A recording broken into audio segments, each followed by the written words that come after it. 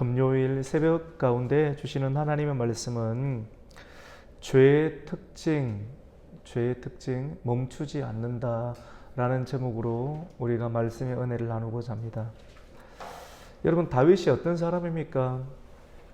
정말 하나님께서 정직하다, 이 사람은 내 마음에 합하다라고 인정했던 그 사람, 그 놀라운 사람, 그 역경과 어려움 가운데서도 하나님을 떠나지 아니하고 말씀을 떠나지 아니하고 끝까지 하나님의 은혜를 지켰던 사람이 그 다윗인데, 그의 인생의 전 인생 가운데 딱 한 번 그 실패와 실수, 그것은 바로 그의 충신이었던, 그를 위해서, 그와 그의 나라를 위해서 생명을 바쳤던 그 우리아의 아내를 빼앗는 일, 그리고 또 이 범죄를 덮기 위해서 거짓말과 그리고 사람을 죽이는 일들까지 가차없이 행했던 너무나도 안타까운 그런 과오를 가진 사람이 바로 다윗이라고 볼 수가 있습니다. 성경에는 좋은 일도 적어두고 또 나쁜 일도 적어두면서 오늘날 우리 성도들이, 주님을 따라가는 성도들이 어떠한 경우에도 흔들리지 말고 또 미끄러지지 아니할 수 있는 그러한 은혜를 하나님께서 말씀을 통해서 주시는 것을 보게 됩니다. 죄의 특징, 죄는 결국은 죄를 따라가면 죄가 굉장히 좋아 보입니다. 좋아 보이지만도 그것을 따라가게 되면 결국은 사망의 문 앞에 이르게 되고, 죄의 특징은 멈추지 않습니다. 무엇을 향해서 멈추지 않습니까? 사람을 죽이고 파괴시키고 멸망시키는 일. 우리의 영혼과 우리의 몸이 죄를 이렇게 품게 되면 그 순간에 참 좋아 보이고 아름다워 보이고 행복해 보이죠. 그래서 많은 사람들이 이 죄를 끌어안게 됩니다. 그러면 한번 끌어안게 되는 그 죄는 그 사람 전체, 그 사람의 몸, 그 사람의 건강, 그 사람의 가정, 그 사람이 속해 있는 공동체, 이 모든 것들을 파멸시키는데, 멈추지 않고 끝까지 모든 것을 파멸시키는데 이 죄는 달려가게 만드는 것을 보게 됩니다. 하지만 은혜, 생명, 말씀은 멈추지 않습니다. 죄의 특징과 같이 똑같이 멈추지 않는데 무엇을 향해서?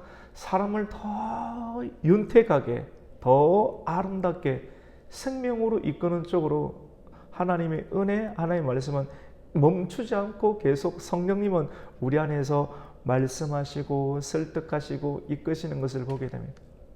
둘 다 큰 영향력이 있는데 방향이 반대입니다. 죄의 특징은 사람을 파괴시키기까지 멈추지 않습니다. 우리 오늘 사무엘하 11장 14절부터 27절까지 말씀, 이 말씀 보면 다윗이 밤이 새도록 고민을 합니다. 우리아를 전쟁터에서 호출해서 그의 범죄는 그의 아내였던 바세바를 취해서 임신을 시켜버렸습니다. 근데 이것을 감추기 위해서 그대로 내버려두면 자기의 과오가 드러나게 되는 것이잖아요. 그래서 이것을 감추기 위해서 전쟁에서 한참 나를 위해서 일하고 있는 우리아를 호출해서 그에게 술을 먹이고 좋은 음식을 먹이면서 집에서 들어가서 아내와 함께 시간을 가져라. 갑자기 다른 사람은 내버려두고 그에게만 특별한 호의, 여러분, 특별한 호의는 잘 한번 따져봐야 될 필요가 있습니다. 이 호의를 받게 되면 내가 무너지는 것인지 아니면 그것이 하나님께 영광이 되는 것인지를, 우리는 늘 특별한 것은 이 하나님으로부터 온 것인지 아니면 이거 잘못 받다가 모든 것이 파멸될 것인지를 우리가 분별할 필요가 있죠. 근데 우리아는 한쪽만 섞어주시면 좋을 것 같습니다. 이제 좀 날씨가 따뜻해진 것 같은데, 우리아는 왕이 제안한 그러한 제안을 다 받지 아니하고 집으로 들어가지 않았습니다. 어떻게 하나님의 언약궤는 바깥에서 있는데, 그리고 온 이스라엘과 유다가 전쟁 가운데 있는데, 그리고 그의 상관이었던 요압 장군도 전쟁터에서 일하고 있는데, 내가 무엇이 간데 혼자서 이런 호의를 받으며 집에 들어가서 그렇게 평안하게 지낼 수 있다더냐라고 하면서 성문에서 그래 휴가를 보내고 집으로 들어가지 아니한 그 충직한 마음을 보게 됩니다. 근데 이것을 보고 밤새도록 다윗은 고민합니다. 밤새도록 하나님의 사람이었던 다윗이 고민하는 것이 무엇이냐면 자기의 죄를 덮으려고 하는 것. 그래서 결국 고민한 결과, 밤이 새도록 고민한 결과, 오늘 우리는 14절 아침이 되면 밤새도록 생각하고 고민한 결과가 뭐냐면 아침이 되어서 그 우리야를 불러서 우리야 손에 편지를 붙여줍니다. 사람이 이래 대담합니다. 그 편지 안에는 뭐가 있습니까? 편지 안에는 이 우리야를 전쟁터, 지금 암몬과의 전쟁을 하고 있는데 암몬과의 전쟁터 중에서 가장 치열한 전투에 배치해서 우리야를 죽여라라고 살인 교사하는 그런 편지가 있습니다.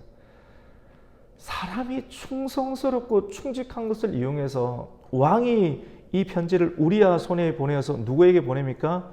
전쟁터에 있는 요압 장군의 손에 보내는데, 이 우리야는 충직하니까 왕이 보낸 편지를 뜯어볼 생각도 안 합니다. 교활한 사람은 뜯어보겠죠. 뜯어보고 또 풀로 붙여서 이렇게 보내는 경우도 있잖아요.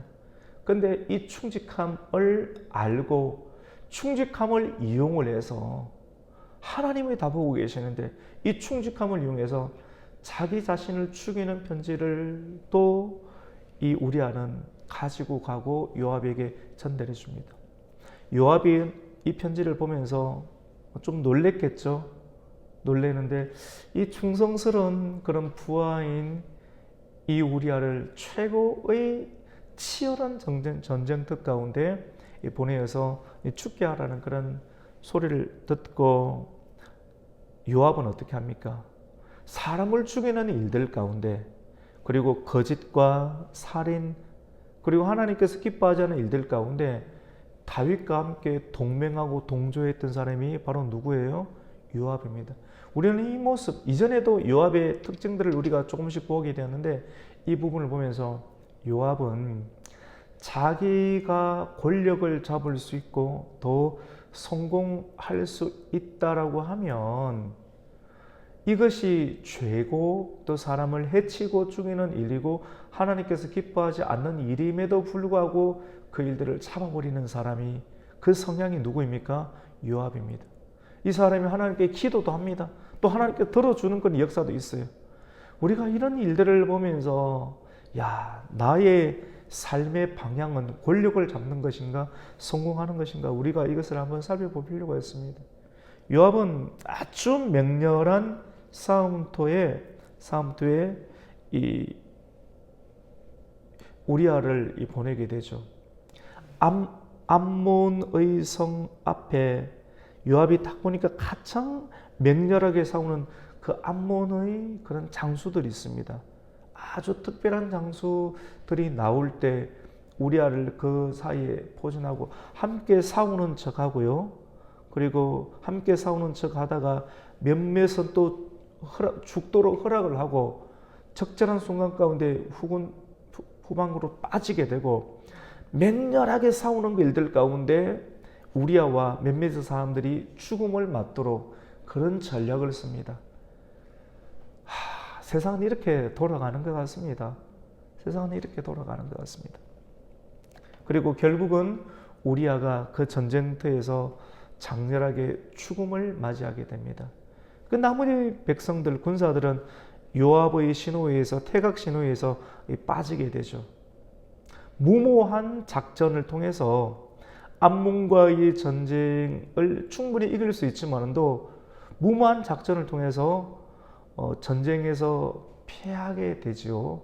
그 1차적인 전쟁에서 그리고 이 보고를 다윗에게 전령을 통해서 알리게 됩니다. 전령에게 이렇게 알리게 합니다.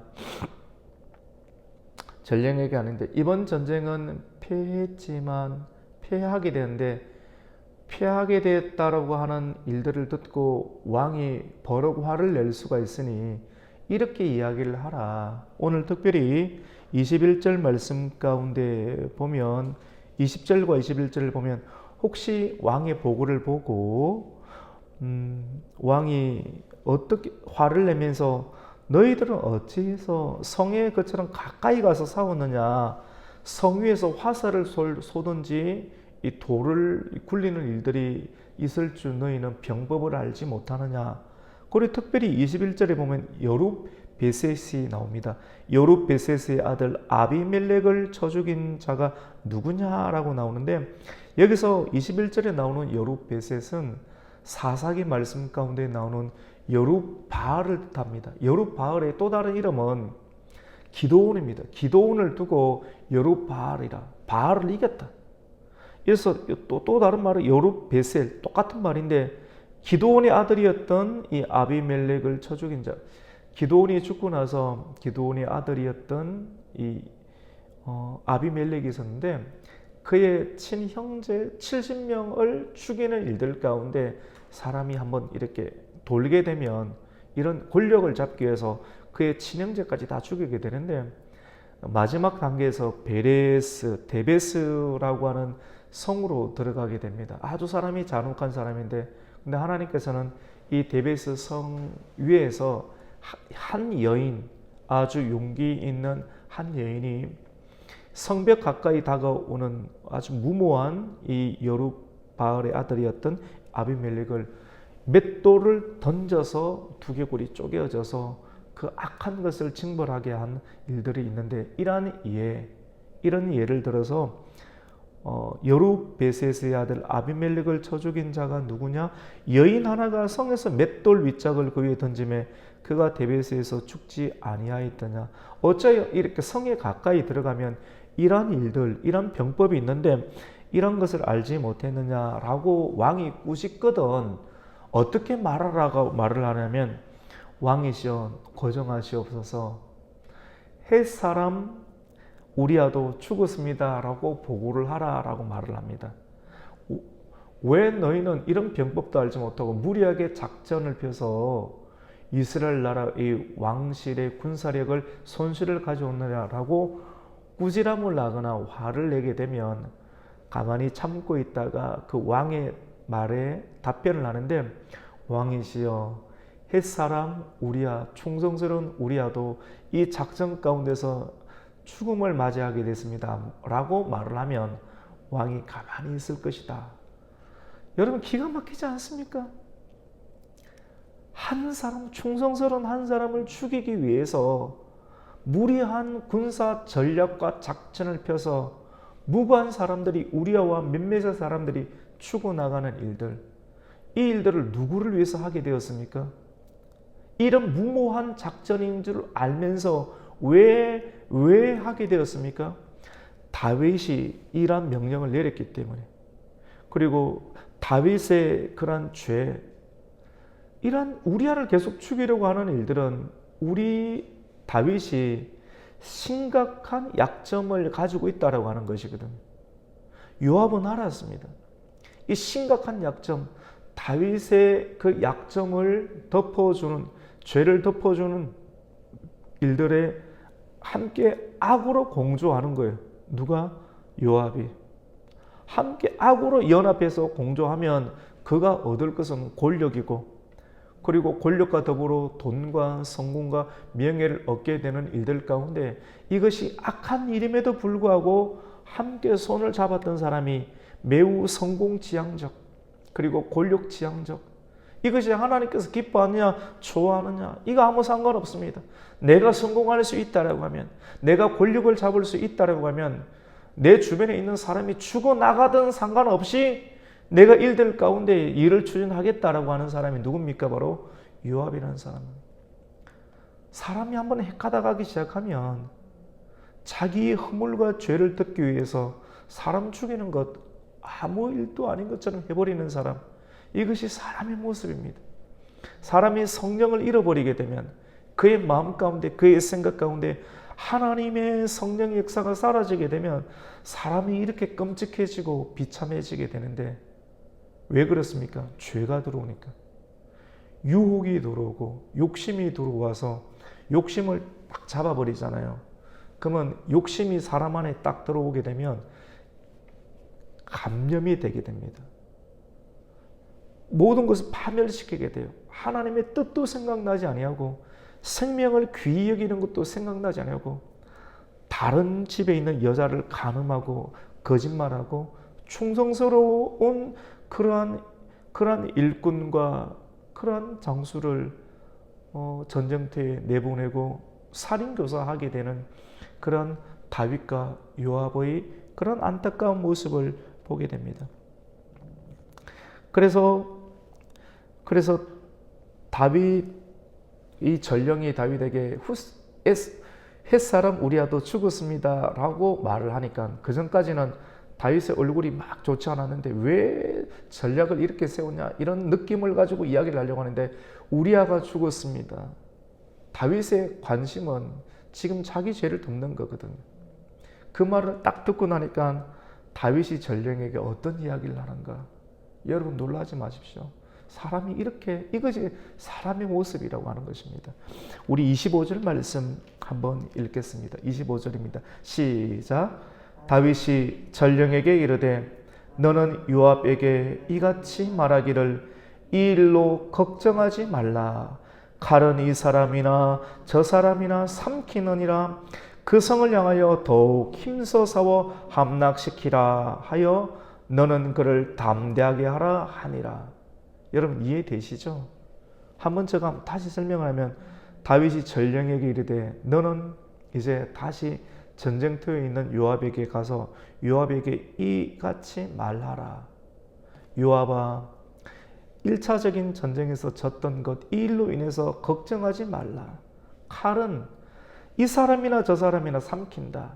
전쟁하다 보면 죽을 때도 있고 살 때도 있는데 이것 때문에 너무 노심초사하지 말라.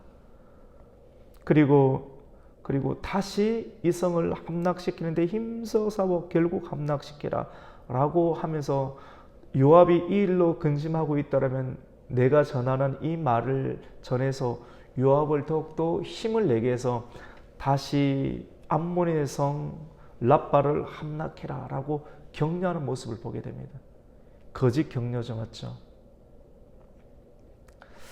여러분, 죄의 힘이 이렇게 끈질깁니다. 성령의 힘도 끈질기는데 생명적으로, 그리고 하나님의 기뻐하는 쪽으로 끝까지 자고 일어나도 또 말씀 붙잡으면서 하나님께서 나에게 이렇게 은사를 주시고 사명을 주시고 건강을 주시고 그리고 좋은 기분을 주시는 것, 그것은 성령님께서 계속해서 우리를 이끌어 주시는 것인데, 이 성령을 잃어버리게 되면, 사람이 죄가 들어오게 되면 성령의 역사가 끊어져 버려요. 하나님의 인도함도 그 사람이 아무것도 아니해집니다. 생각하는 것이 간음하고 거짓말하고 사람을 죽이는 일, 밤새도록 하나님의 사람이었던, 그렇게 시편을 기록했던, 그 찬양을 했던 그 다윗이 밤새도록 생각해낸 것이 우리아 손에 우리아를 죽이려고 하는 그러한 편지를 살인교사하는 일들, 사람을 죽이는 일들, 하나님께서 기뻐하는 일들을 밤새도록 하다가 아침에 그 일들을 실행시키는 그런 안타까운 파멸고 깨어진 다윗의 모습을 우리는 보게 됩니다. 여러분 너무 끔찍하지 않습니까? 죄가 있으면 뭐 이것이 끔찍한지 아닌지도 생각도 나지 않습니다. 근데 말씀이 우리 안에 있고 하나님의 인도함에 있는 사람이 이라면, 이건 정말 끔찍한 일이구나. 끔찍한 일이구나. 죄가 사람을 완전히 무너뜨리는구나. 파괴시키는 것이구나. 라고 하는 것을 우리가 발견하게 되면서 이러한 일들이 결코 있어서는 안 되겠구나라고 하는 그런 다짐과 결심과 결단을 우리는 하게 되는 것입니다. 우리가 오늘 27절까지 말씀을 읽었는데 11장 27절까지요. 우리아의 아내였던 바세바는 그 남편이 죽었다는 소식을 듣고 소리내어서 웁니다. 그리고 장례를 마치게 되는데 한 7일간의 장례를 하게 되잖아요. 그 장례를 마친 이유 가운데 다윗은 사람을 보내어서 그 여인을 왕궁으로 데리고 와서 그의 아내로 삼습니다. 근데 마지막 27절에 이러한 일들을 한 다윗을 하나님은 가만히 보고 계십니다. 우리의 생각대로, 죄를 짓는 생각대로 일이 되어지거든요. 일이 되어진다고 그것이 하나님께서 모르구나, 완전히 내 계획대로 된다라고 착각하면 안 됩니다. 마지막 27절 뭐라고 나와 있습니까? 다윗이 행한 그 일이 여호와 보시기에 악하였더라 라고 말씀을 하고 있습니다. 여러분, 하나님 다 보고 계십니다. 여러분 믿으십니까? 하나님 다 보고 계시는 거예요. 그래서 성도가 착한 일, 하나님께서 기뻐하시는 일을 할 때 사람들이 때로는 몰라주고 핍박하고 공경에 처하는 일들이 있을 수 있어서 하나님은 모르시나라고 생각하지 마십시오. 반드시 선한 길을 열어주십니다. 할렐루야. 그리고 악한 일을 하잖아요. 하나님께서 모르시는 것처럼 가만히 있다라고 착각하면 안 됩니다. 반드시 그것에 대해서 징벌을 내리십니다. 하나님은 선과 악을 분명하게 분별하시고 그것에 대해서 심판하시는 하나님이라는 사실을 우리는 꼭 기억해야 됩니다. 반드시 그 결산들이 나타나게 되는 것을 보게 됩니다. 여러분, 오늘 11장, 사무엘하 11장을 통해서 성도는 악한 일을 해서는 안 되겠다. 선한 일을 해야 되고, 죄가 아무리 좋게 보이고 이렇게 가면 성공할 수 있고 또 권력을 붙잡을 수 있고 더 많은 돈을 붙잡을 수 있고 그리고 쾌락과 행복이 있는 것처럼 보여서 그것을 덥석 끌어안고 싶죠. 오늘 말씀은 꼭 기억하십시오. 다 무너뜨릴 겁니다. 그 죄를 범하게 되면 그 죄를 범하게 되는 사람의 생각, 감정, 의지, 가정, 가지고 있는 건강, 물질, 누리고 있는 모든 기쁨들, 그 죄는 다 철저하게 완전히 완벽하게 다 파괴시킬 것입니다. 오늘 이 말씀을 꼭 기억하면서 하나님께서 우리가 항상 하나님 앞에 서 있다라고 하는 생각을 하시고, 그리고 이런 끔찍한 일들로부터 우리가 구원을 받을 수 있는 유일한 길은 성령님의 축구하심과 성령님께서 적신호를 보내실 때가 있거든요. 성도가 죄의 길로 가고자 할 때 양심과 성령님의 소리가 계속 적신호를 계속 줘요. 근데 그 적신호를 한 번, 두 번, 세 번 이래 줄 때가 있는데 그 줄 때 그 소리를 듣고 돌이키면 되는데 돌이키지 않고 이 적신호를 하나님이 주시는 신호를 무시하고 끝까지 가잖아요. 그러면 자기는 죽는 거예요. 그래서 하나님의 신호를 여러분 가볍게 여기지 마시고 때로는 건강으로, 때로는 자녀로, 때로는 분명한 하나님의 음성으로 우리가 인지할 수 있도록 하나님께서 성령의 신호, 생명의 신호를 보낼 때가 있습니다. 그 신호를 가벼이 여기지 마시고 끝까지 하나님께서 기뻐하시는 일들을 늘 행할 수 있도록 오늘 또 말씀을 붙잡고 그 말씀 붙잡고 기도해서 성령님의 강한 인도함 가운데 날마다 주님과 더불어 살아갈 수 있는 저와 여러분, 모든 것을 잃지 않고 유지해낼 수 있는 하나님의 성도가 되시기를 예수님의 이름으로 축원합니다. 아멘. 하나님 아버지 감사를 드립니다. 오늘 금요일 새벽 가운데 하나님, 죄의 특징 멈추지 않는다. 죄를 끌어안게 되면 모든 것이 파괴되고 파멸될 때까지 죄는 멈추지 않는다는 것을 보게 되었습니다. 하나님, 오늘 이 말씀을 우리가 깊이 있게 새기고 또 상고하게 해주셔서 죄를 하나님 끌어안지 않게 해주시고 죄를 품지 않게 해주시고 오히려 하나님 말씀을 품고 하나님 말씀대로 계속해서 기도하면서 살아가서 성령님의 인도함을 받고 우리가 죄의 노예가 되지 아니하도록 하나님의 생명의 길들로 계속 걸어갈 수 있는 하나님의 선한 사람 되게 하여 주시옵소서. 예수님의 이름으로 기도드립니다. 아멘.